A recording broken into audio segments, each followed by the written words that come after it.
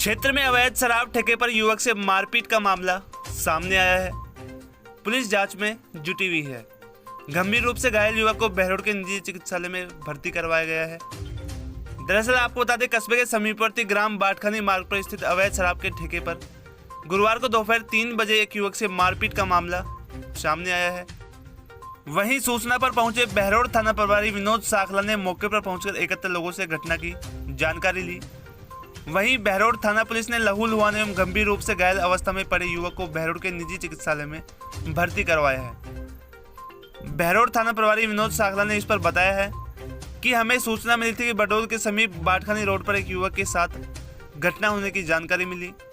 सूचना मिलते ही तत्काल मौके पर पहुंचे। नीमराना थाना क्षेत्र का मामला होने के कारण थाना प्रभारी को तत्काल ही घटना की सूचना दी गई। वहीं पुलिस ने मौके से एक बाइक और घटनास्थल पर पड़े पत्थरों को अपने कब्जे में लिया। पुलिस ने मौके से खून में सने एवं घायल योगेश चंद्र शर्मा पुत्र कैलाश चंद्र शर्मा को पूछताछ के लिए हिरासत में ले लिया है। वहीं घटना में शामिल अन्य लोगों की तलाश में पुलिस टीम रवाना की गई है। वहीं घटना की सूचना मिलने पर नीमराना एडिशनल एसपी गुरुशन राव मौके पर पहुंचे और मौके पर मौजूद बहरोड थाना प्रभारी विनोद साखला, नीमराना थाना प्रभारी कैलाश चंद्र सहित मौके पर मौजूद लोगों से घटना की जानकारी लेकर दिशा निर्देश दिए। वहीं घटना के आरोपियों की तलाश में पुलिस टीम रवाना भी कर दी गई है। क्या मामला है ये? अभी हमको एक सूचना मिली थी कि बहरोड से आगे बाटखानी रोड पे कोई व्यक्ति के साथ कोई हादसा हो गया और वो मरा हुआ पड़ा है। सूचना पर मैं तुरंत मौके के लिए रवाना हुआ छात्रे के साथ। तो आके देखा ये बाटखानी इलाके में जो थाना नीमराना में पड़ता व्यक्ति है जिसके सर से बहुत ज़्यादा ब्लड निकला हुआ, जिसको हमने तुरंत ही कैलाश हॉस्पिटल में भेज दिया है और संबंधित थाने को सूचना दे दी। नीमराना थाना की पुलिस भी आ गई है और 2 अन्य मजरूब और भी थे जो आसपास मिले हैं, उनके परिजन ले गए। अब पता जानकारी हम कर रहे हैं किस बात पर झगड़ा था, किस बात पर किन लोगों ने इनके साथ मारपीट की, इसके बारे में हम अनुसंधान कर रहे हैं।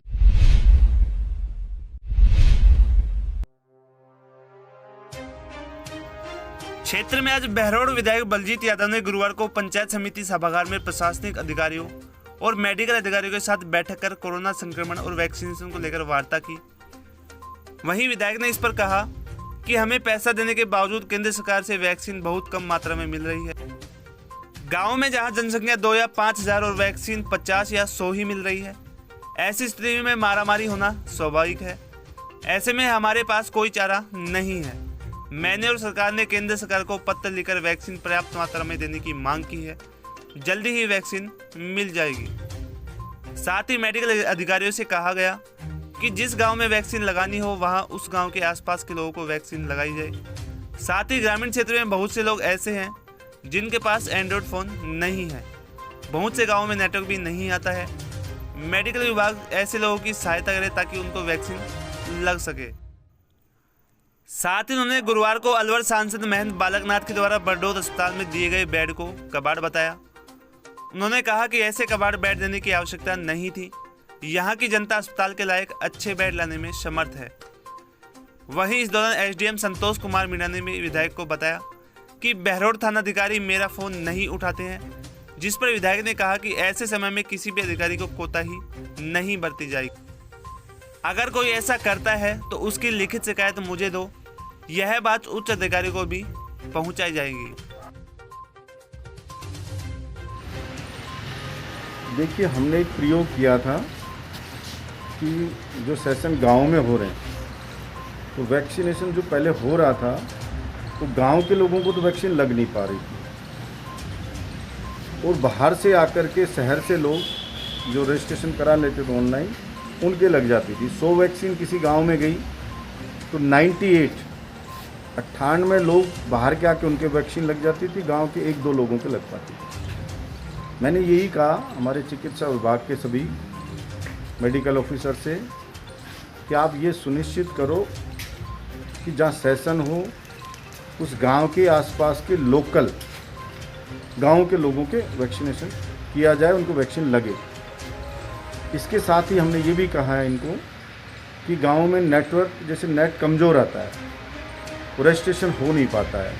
बहुत से लोगों के पास एंड्रॉयड फ़ोन है ही नहीं, गरीब मजदूर लोगों के पास, किसान लोगों के बच्चों के पास ऐसे मोबाइल है नहीं, तो वो बेचारे करा भी नहीं पाते, नेटवर्क भी नहीं उनके पास।